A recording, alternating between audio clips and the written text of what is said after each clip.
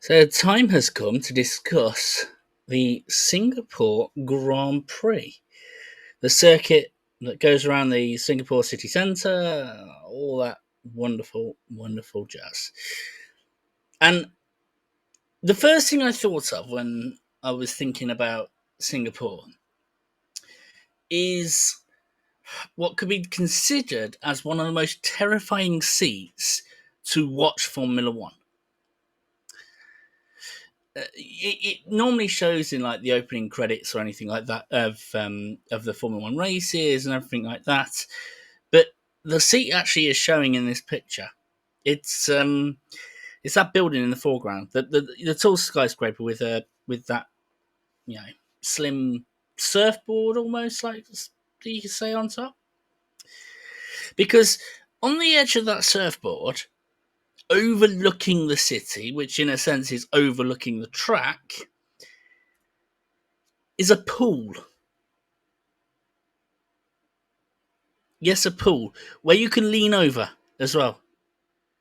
So you could be in a pool, leaning over, looking down, watching the Formula One. I can't work out whether that's exciting or terrifying, but it's certainly spectacular considering how high it is off the ground. But I suppose when I was doing the research for this and really doing a deep dive, there was two. The big um, talking point really was change in perspectives and a change in perceptions. And I suppose the best way of describing this is actually let's start from the beginning. So Singapore started off, I believe it was in 2008, I believe it was the very first race. And yeah, I mean, there's not really been any stories or anything. What? This. Oh, yeah, yeah. There was one big story in the Singapore Grand Prix since 2008. In fact, it was the very first one. But we're not going to go into that. Mainly because it's been gone into so much. There have been so many problems, and if you do know Formula One from this time, you'll know exactly what this means. And if you don't, and you're interested, just type in Crashgate, all one word, in any YouTube search and find out one of the most insane and incredible cases of match fixing that you could ever see from a team, um, which basically resulted in two people being banned for life and then unbanned. Just F1 facts. So we're not going to talk about the stories. We're just going to talk about how the Singapore Grand Prix came about. And this first thing in terms of change, I actually want to discuss from the start in terms of Singapore coming about. Now, I had to do some real deep digging. I managed to find a picture of how Singapore looked before 2008. I think this was a satellite image from 2001. And I suppose the best way of describing this is it's sort of not a city Grand Prix track. Sort of. Me trying to explain what I mean by this is when we did our piece last week, when we were talking about Dallas, that one of the problems was the fact that it was going through the city centre that meant everything would close down. Now, there's another reason why things wouldn't close down, which we will discuss right at the end of the video, but the first thing is it made sure it didn't interfere with um, poor or developing businesses. You see, a lot of this was grounds, on the far right hand side that was almost like swamp and marshland, unusable. There was only highways there, nothing really spectacular, and they built on, in a sense, I suppose, what do they call it nowadays? I think is it brown land property. I think it is. So they were reusing the environment. But even the bits where it was going through the city, I had a little bit of a look through on Google Maps of what those businesses are that this is cutting through. We're talking financial districts. We're talking cricket clubs. We are talking very posh hotels, concert halls. This wasn't interfering with developing businesses. This was interfering with the wealthy business. In fact, just pushing it further, because who wouldn't like to be at a hotel at the track? Who wouldn't like to go to a concert after the Formula One or before the Formula One? So, in a sense, this was like the perfect city track, because this wasn't encroaching on poor or people that were struggling, and causing them to suffer as a result, which other tracks have done in the past. So that's the first thing that Singapore did in terms of that change in perspectives of what a city track was to be. But now let's look at the track itself. The track's now built, 2008, fantastic. Did Singapore stay around, or did it change again? Well, it did. Quite a bit, actually. Let's take the first one.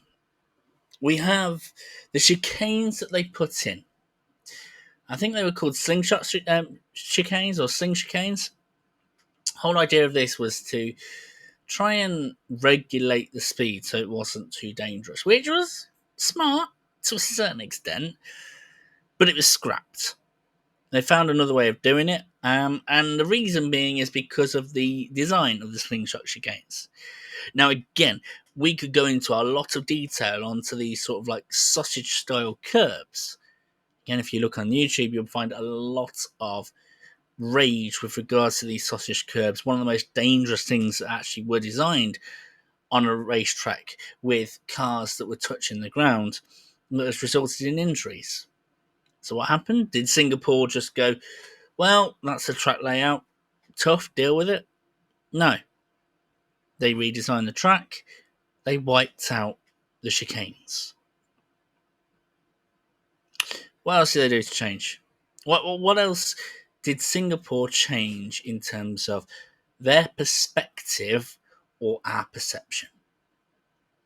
Well, it comes with regards to this. Now, this was really difficult to try and showcase. Really, really difficult to try and show you what this is. This looks quite innocuous. Just looks like part of the track. Bit weird, there's steel struts up there, but maybe it's just for the lighting. Well, the interesting part of this picture is actually what's on the steel struts themselves, that G6. You normally see those sorts of lettering and numberings when it comes to seating. And that's the best way of describing this, because this part of the track, as you can see here, would go underneath a grandstand. Now, that's quite special, and Singapore was showcasing this as like really incredible special thing.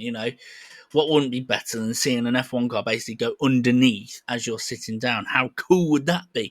And we're creating a tunnel for Formula One cars. It's spectacular, and certainly in a qualifying aspect, it really was spectacular.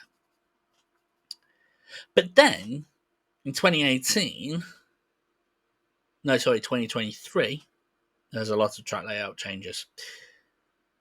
They stopped doing that. They just went straight on. Now, why did they do that? Two really important reasons. Firstly, that corner going into the grandstand. When I say it was tight, it was tight. Which, like I said, great for qualifying. But let's say that somebody had an incident there. Let's say, right, you're in a race, you're fifth, right? You're fifth, but you're in a fast car, right? And you got a chance of overtaking some people. And then, like, the person in second place, when you're coming up to this point, bins it and spins it. Blocks the track. First and second scamper away. And it's basically difficult to do that. If there was an incident that happened here, you would be looking at red flags. You'd be looking at basically ruining the spectacle of the race. Plus, with the corners that were happening, that you'd have to take a right and then you'd have to take a left, and it was very slow and sluggish in a race environment. So what did they do? They made it into quite a long straight, an overtaking opportunity. At least give someone a chance to dive down the inside, which has provided a little bit more thrills in regards to racing. Again, a change that Singapore have done, that they recognised, and that was a really cool thing to see.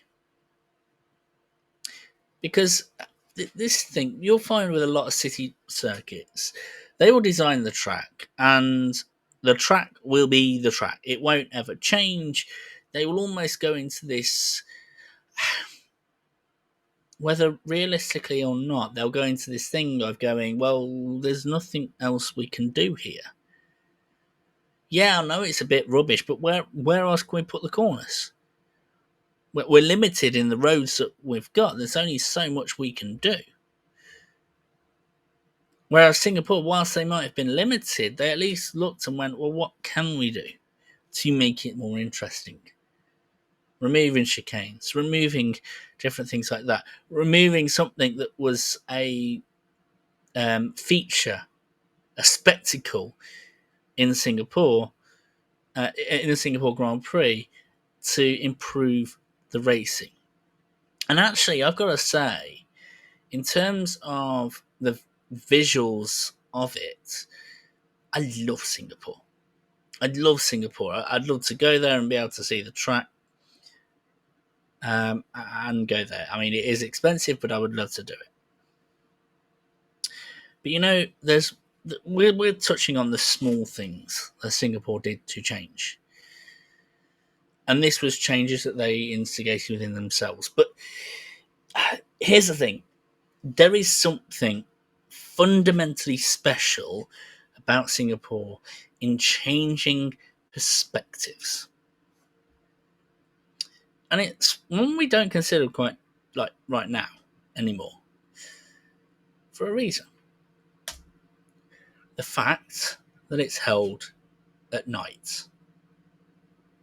Now, one of the cool things that means is that you can see the track layout quite easily, because that's basically the only lit up area of there. But this was unprecedented. This was seismic. This never happened before. Before Singapore came into being, every track was done during the day. It might be done like at maybe like 3 p.m. in some places like Australia or anything like that. But majority of the time it was held during the day, maybe even during the afternoon. And it sort of had this similar idea that it was almost like the Sunday drive. There's nothing special about it. And Singapore decided to change that. The lights that they provide on the track, there was a lot of people that were going, is this even going to work? And it did, in a big way. And here's the thing: if it weren't for Singapore, if it weren't for the brainwave of someone to go, let's hold this during the night, let's make it a spectacle, let's make it beautiful, and have the skylines in the background and be able to see the lights, we wouldn't have Las Vegas. We wouldn't have Saudi Arabia. We wouldn't have Qatar and Abu Dhabi, which some people might consider is a good thing. And even though Bahrain was held, I think, since the 1990s, it certainly wasn't considered an impressive track. This used to be held during the day until I think it was like 2012, I believe it was.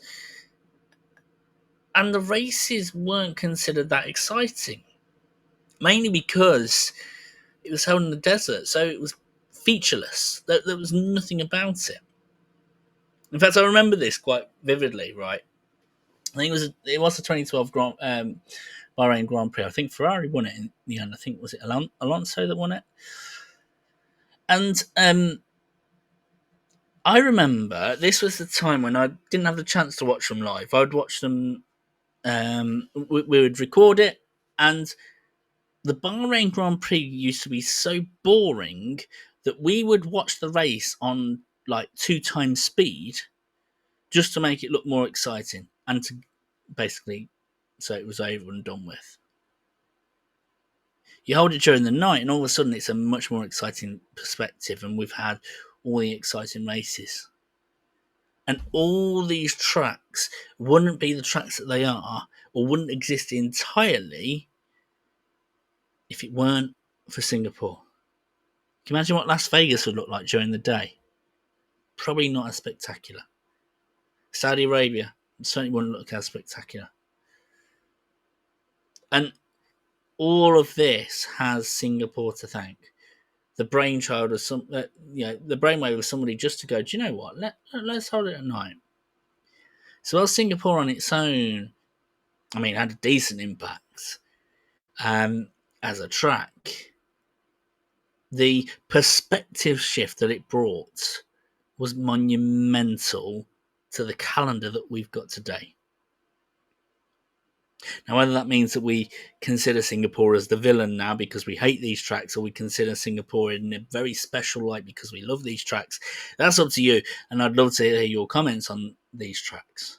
But yeah, certainly on Singapore, there's a lot more than meets the eye. So where are we going to go next? Where on earth are we going to go next after all that with Singapore? Well, we have 65 tracks left on this wheel. Yes, we're going to probably be going on for another year and a half, going through all these. Let's see where we're going to be going next. What do we got? We have got... Well, speaking of which, Yas Marina, the Abu Dhabi Grand Prix. Well, from one night track to another, we will be doing at the Abu Dhabi Grand Prix the Yas Marina circuit next week. And until next time, guys, take care of yourself.